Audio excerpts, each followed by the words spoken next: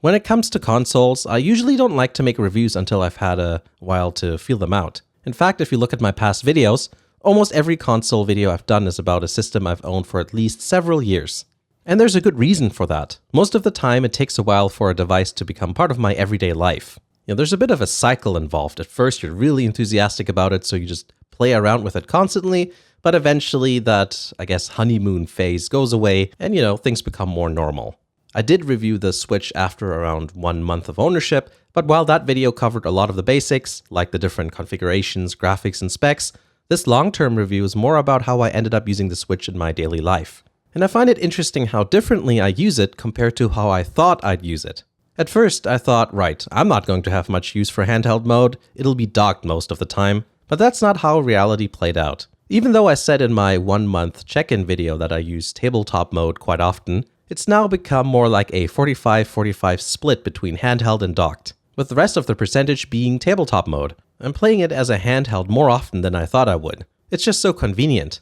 If there's a little bit of downtime, it's so easy to just grab the thing from its dock. Since it's sleeping, you can just continue on from wherever you left off in the game, and it's so easy to just stop whenever you want to and throw it back on its charger.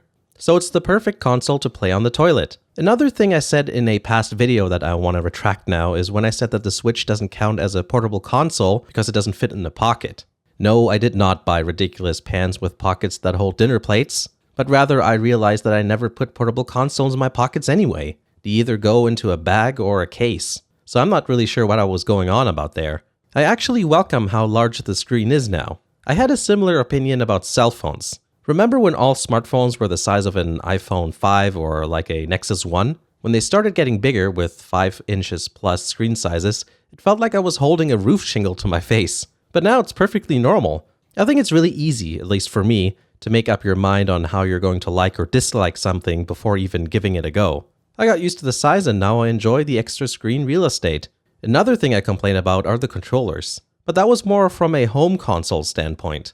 If you think about the Switch as something portable, which it is, the Joy-Con feel very decent compared to other systems, like the Vita for example, where I thought the buttons were a bit too close together. I also like the analog sticks more than on the Vita as well. Battery life is something people worry about on the Switch. I haven't had too much of an issue with it though. I only ever use my Switch around the house and undocked sessions are rarely more than an hour or two. The only time I ever got into the red was in spring where high winds knocked out the power for a day. So obviously I don't really usually explore the limits of the battery. I do have some experience with the Joy-Con batteries though. They remind me of the Wii U's Pro Controller. They last so long I usually don't even monitor their charge at all until I get a warning message and realize, oh yeah, I guess that's been a while. That's actually the only problem, they last so long that you don't even think about it. And also I really would like to have a charge script now because that happens quite often. Unlike some early or launch day systems, my Switch hasn't tried curling in on itself. It's dead straight without any issues. No screen problems either.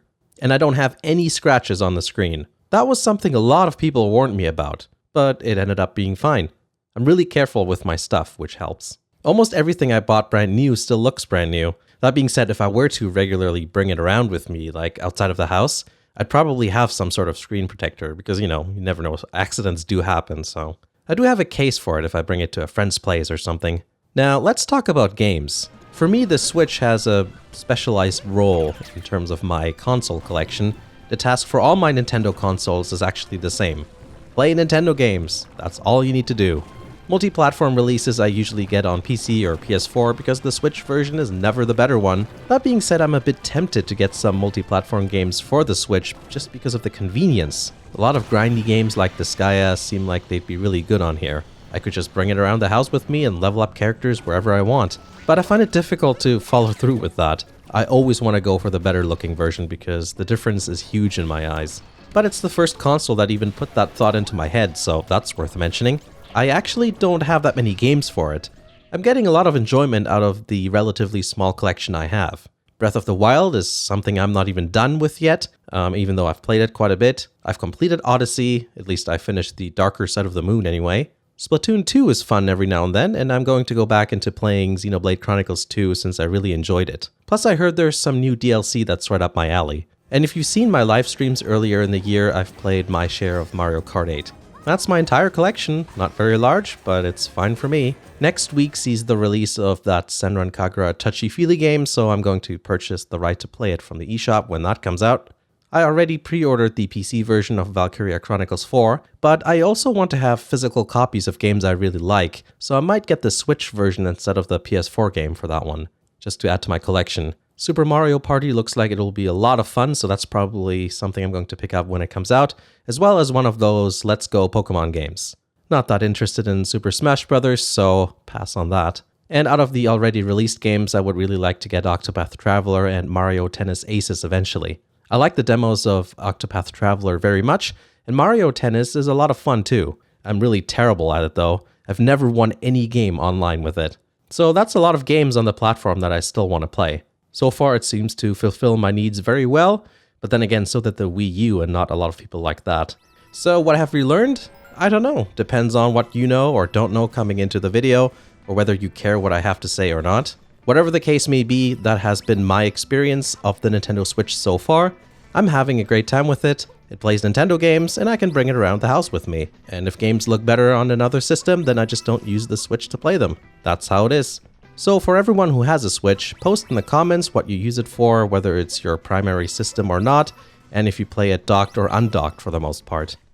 Thanks for watching. Like always, like the video if you did, subscribe for more videos, and check out Patreon if you want to support the activities of this channel. Thanks for watching, and I'll see you again in the next video.